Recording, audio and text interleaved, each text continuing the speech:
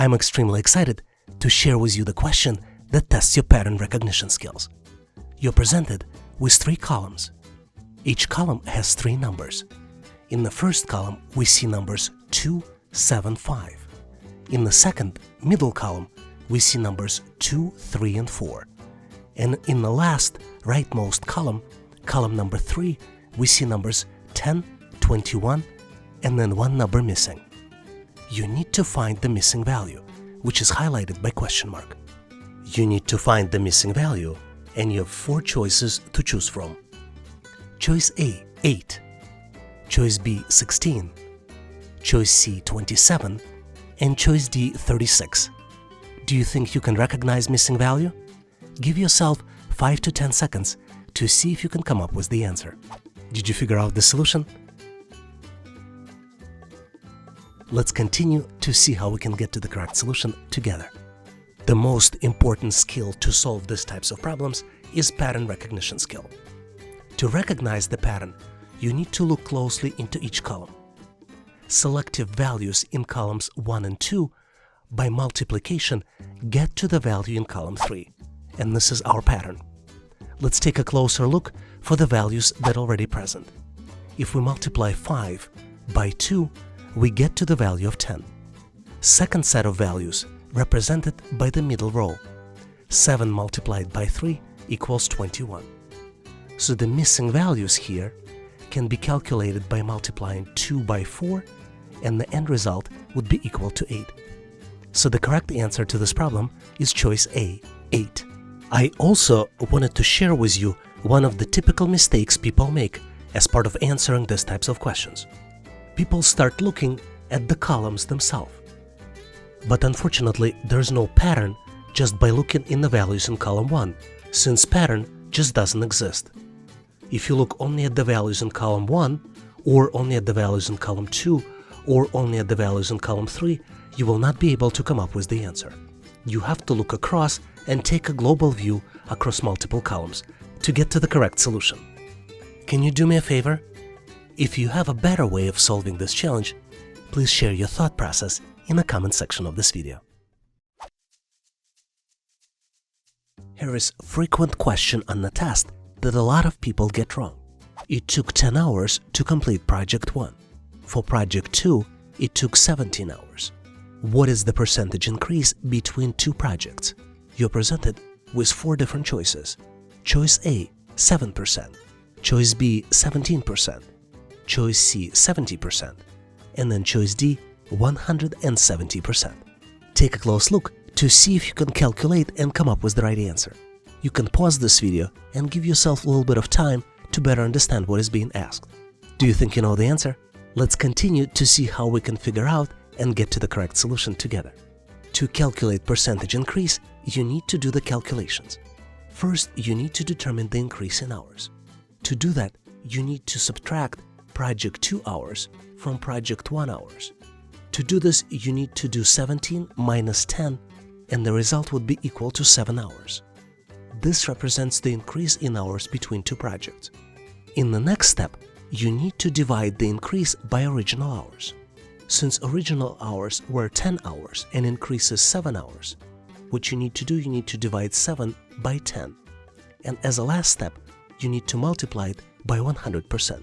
You can do the calculations in your head, or if you use a calculator, you will come up with the same result, which would be 70%. So the correct answer here is the increase was 70%, and the correct choice here is choice C. Did you figure out the correct answer? Please share your thought process in the comment section of this video so we all can learn. And if you need more similar problems to practice for aptitude test, please make sure to check out my ebook in the comment section of this video. This is one of my favorite questions, and there is a very high chance that you will get it on the assessment test. How many triangles do you see? You're presented with the shape on the left. There is a large triangles, and there are also lines inside of this large triangles. You have 4 different choices. Choice A, 9 triangles. Choice B, 12. Choice C, 17.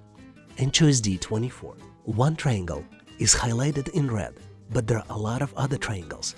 Do you think you know the answer? Give yourself a few seconds I would recommend 10 to 15 seconds. This is about as much time as you will get in the real test. You can pause this video to give yourself some time to figure out the answer. I'm going to continue and reveal the correct solution so we can get to the answer together. I counted 12 triangles in this picture. Is this what you got too? Let me show them all for you. I'll start with the smaller triangles and then go to the medium-sized ones and then go to the large ones. 1, 2, 3, 4, 5, 6, 7, 8, 9, 10, 11, and 12. Did you come up with the different answer? Please share your thought process in the comment section of this video so we can all learn from your perspective. Hopefully you nailed this question and got to the correct answer on your own.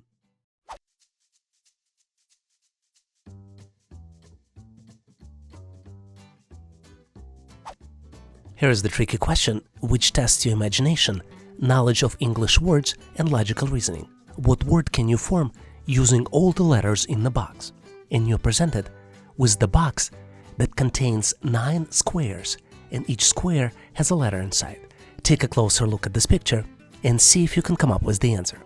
This might be the right time to pause this video to see if you can come up with the answer on your own. Do you think you know the answer? Let's continue to see how we can solve this and get to the correct solution together. Obviously, there are quite a few words that can be formed with these letters, but the best word will only contain one of each of the 9 letters presented here on the screen. The best solution here is think of the sequence. A lot of times authors of this question put letters in the opposite orders of the way we currently read this. So for example, if we read left to right or top to bottom, they might put word letters that will go in the sequence from right to left or from bottom to the top. And this is exactly the case here. The correct answer here is word beautiful, which starts in the upper right corner. And then you go by the letters B-E-A-U-T-I-F-U-L. And that's how you get to the correct answer, which is the word beautiful. Hopefully you've nailed this question and now know how to answer similar problems on the test.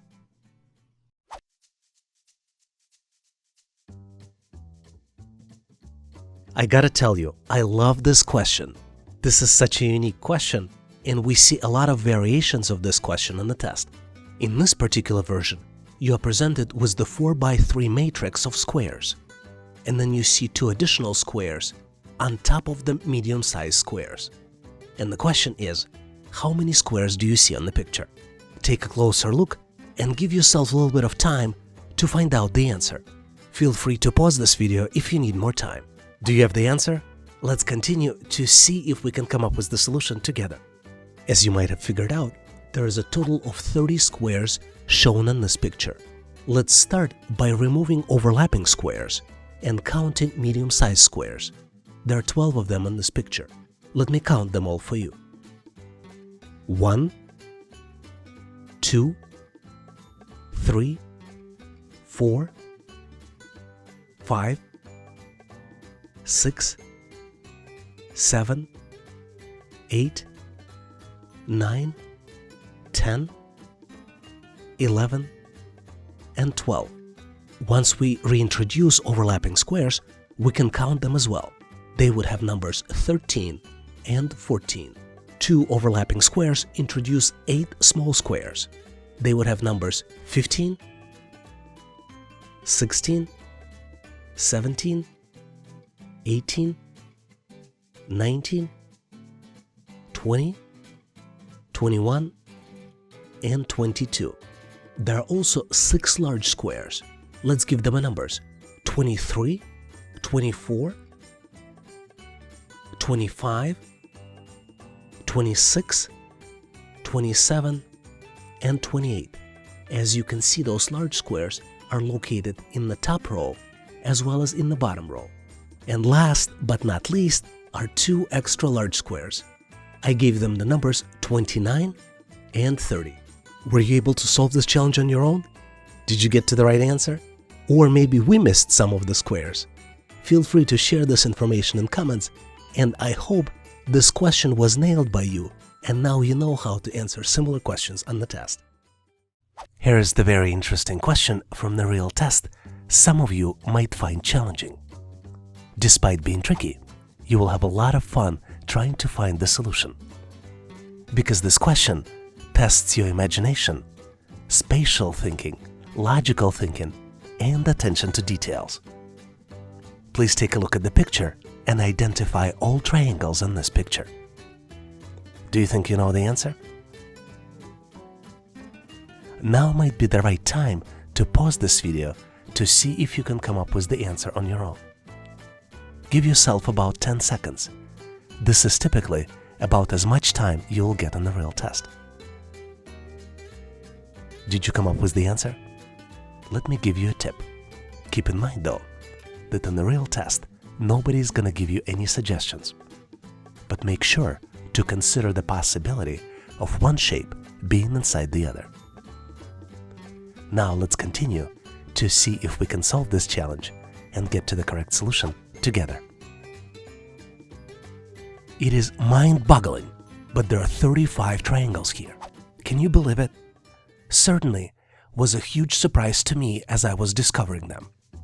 Let me draw all of them for you. I will start by drawing small border triangles. There are 10 of them. Please count with me. 1, 2, 3, 4, 5, 6, 7, 8, 9, and 10. Now let's do next 10 triangles. 11, 12, 13, 14, 15, 16, 17, 18, 19, and 20. And now let's do next 5. 21, 22, 23, 24, 25. Another 5. 26, 27, 28, 29, 30.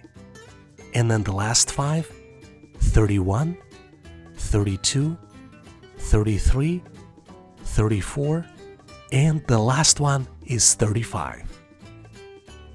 Do you think we missed any? Please make sure to leave your comment and let us know if there is even more. Hopefully you nailed this question and now learned how to answer similar questions on the test.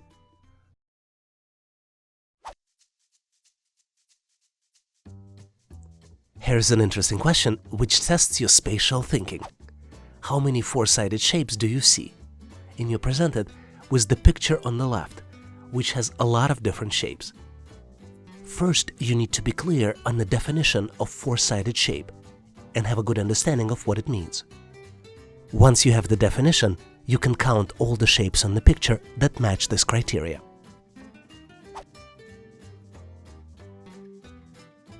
Did you figure it out? Let's jump to the solution so we can solve this challenge and get to the correct solution together. So as I mentioned, first let's do a definition of the four-sided shape. And the simple definition is that the shape has 4 sides. For example, rectangle has 4 sides, and you see a rectangle 1 here which has 4 sides, and this shape here matches the criteria. Shapes that are covered by other shapes are not four-sided.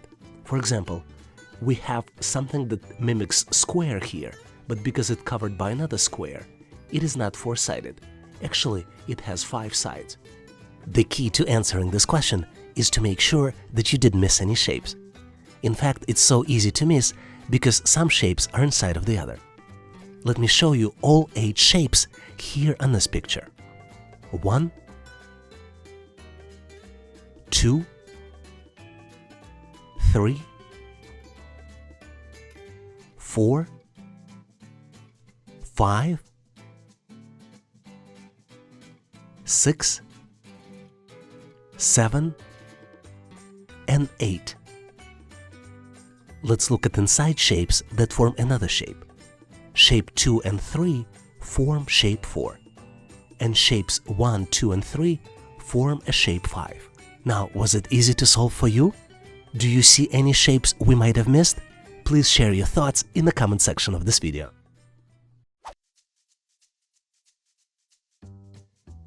Here's the interesting question that might get you puzzled.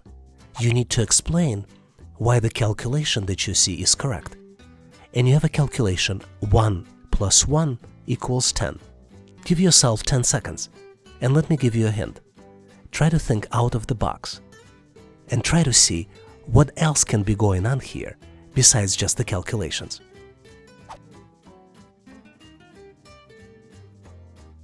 Do you think you know the answer? Let's continue to see how we can solve this challenge and get to the correct solution together. Typically, when we do calculations, we use 10 digits in the decimal system.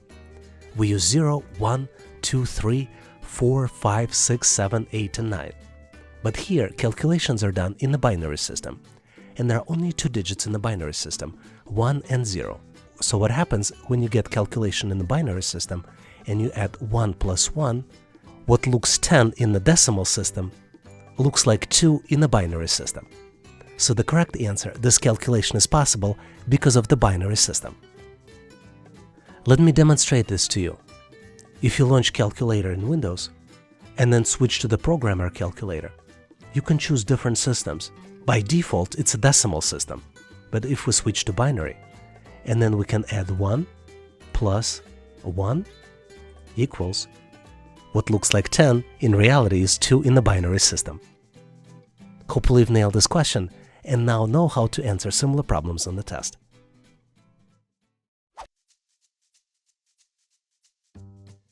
Here's the challenging question you might frequently see on the test.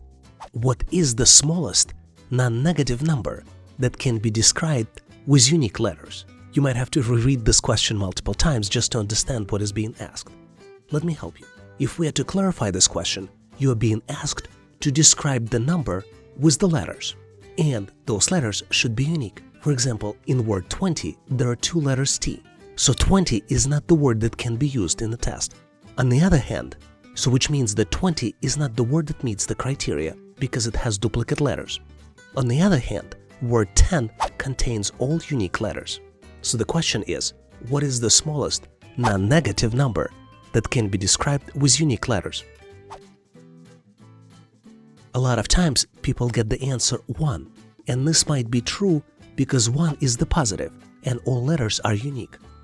But the actual answer to this question is 0, because 0 is neither positive nor negative number, but can definitely be considered as a non-negative number. So the correct answer here is 0. Did you figure it out? Please share your thoughts and the way you approach this question in the comment section of this video. I'm very excited to share with you this question which we frequently see on the test. Despite being tricky, you will have a lot of fun trying to find the answer. This is one of those questions that is easy to understand and it challenges your brain and improves your IQ. It also tests your imagination, spatial thinking, logical thinking, and attention to details. Take a look at the picture and see how many squares do you see. Think again. The answer might be more challenging than you think. Now might be the good time to pause this video to see if you can come up with the answer on your own. Give yourself about 10 seconds. This is typically how much you will get on the real test. Do you know the answer? Let me give you a tip. Keep in mind though that on the real test, most of the time you don't get any tips.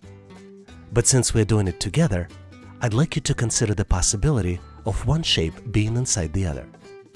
Let's continue to see how we can solve this challenge and get to the correct solution together. There are 14 squares that can be identified in this picture. This definitely came as a big surprise to me. Do you see them all? Some of them might be much easier to identify than others. Let me draw them for you. There are 9 small squares. 1, 2,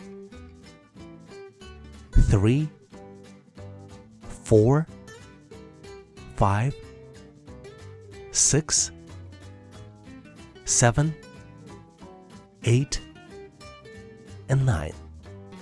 Even though small squares are easy to see and identify, let's look at the medium-sized squares. There are 4 of them. Number 10, number 11, number 12, and number 13. And then there is one large square.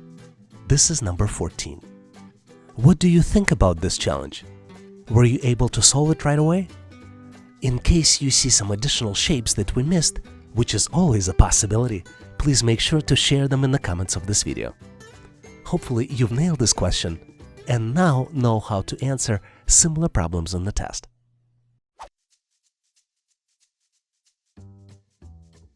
Here's the interesting question you see sometimes on the test.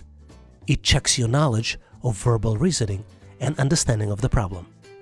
And some people might argue that it tests your sense of humor as well. Young professional realized that pockets of his jeans were totally empty. But then he realized there was something else in there. How is it possible? Do you think you know the answer? Give yourself 5 to 10 seconds, maybe 15 seconds. This is typically what you get on the test. Also, I'm gonna give you a hint. Please take a close look at the picture to see if you might see something unusual. Do you think you know the answer? Let's continue to see how we can solve this challenge and get to the correct solution together.